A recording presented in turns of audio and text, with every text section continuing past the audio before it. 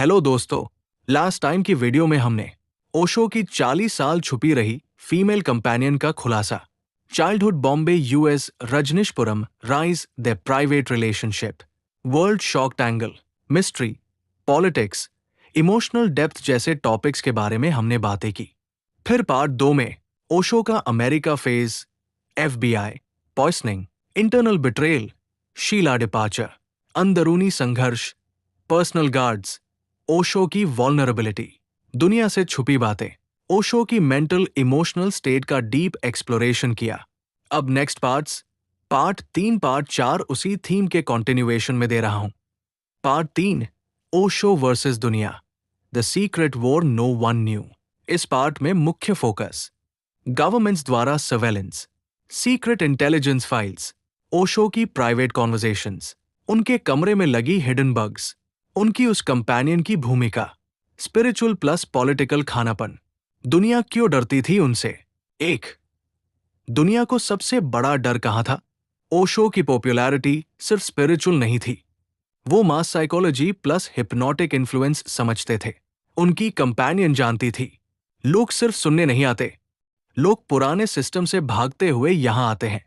दुनिया के कई देशों की गवर्नमेंट्स को एक ही डर था, this man can influence millions without holding any political seat. 2, the secret surveillance files, America ही नहीं, जर्मनी, ब्रिटेन, फ्रांस जैसी जगहों पर भी ओशो पर सीक्रेट इंटेलिजेंस फाइल्स खुल चुकी थी। उनकी कंपेनियन ने बाद में बताया, हमेशा एक शैडो रहती थी, कैमरा, माइक्रोफोन्स, स्ट्रेंजर्स, कोई हमें ऑब्जर्व कर रहा था। उनके कमरे में 1983 में बग डिटेक्टर्स चलाए गए और शॉकिंगली माइक्रोफोन्स मिले जो पहले किसी ने नोटिस नहीं किए थे। 3, ओशो का माइंड रीडिंग परसेप्शन, उनके नजदीकी लोग कहते हैं कि ओशो कई बार लोगों के चेहरे देखकर उनकी इंटेंशन भाप लेते थे। उनकी कंपेनियन लिखती है, कई बार ओशो ने मुझे पहले ही बता दिया कि कौन हमें बीट्रे करेगा, और वही हुआ। 4, US government versus Osho, cold war type conflict, Osho का इन्फ्लुएंस एक्सपोनेंशियली बढ़ रहा था, हजारों लोग उनके लिए सब कुछ छोड़ रहे थे। यूएस गवर्नमेंट को लगा, if this man continues like this, he will have an army of followers. एक 9-8-3-85 के बीच इंटेलिजेंस एजेंसीज ने ओशो के हर मूवमेंट को ट्रैक किया। उनकी कंपेनियन बताती है, हमसे कहा गया, ओशो सिर्फ एक स्पिरिचुअल लीडर नहीं, साइकोलॉजिकल पावर हाउस है। 5, उनकी कंपेनियन की असली भूमिका, वो सिर्फ रोमांटिक बॉन्ड नहीं थी, वो थी shadow adviser, emotional stabiliser, secret keeper, Osho की लाइफ का अनसीन साइड। उन्होंने सबसे ज्यादा खतरा फेस किया क्योंकि ओशो की बेहद पर्सनल चीजों तक पहुंच सिर्फ उसी के पास थी। 6, ओशो का सबसे बड़ा डर, ओशो को अकेला रहने का डर नहीं था, दुनिया से लड़ने का डर नहीं था, उन्हें बस एक ही डर था, उनके शब्दों को गलत तरीके से ट्विस्ट कर दिया जाएगा, और हुआ भी यही। 7, वही कंपेनियन क्यों चुप थी 40 साल? क्योंकि ओशो ने कहा था, कुछ बातें दुनिया समझने लायक नहीं होती, उन्हें फ्यूचर पर छोड़ दो, और उसने ऐसा ही किया। Part 4, Osho, the final truth, प्रेम, धोखा, विश्वास और 40 साल बाद का खुलासा।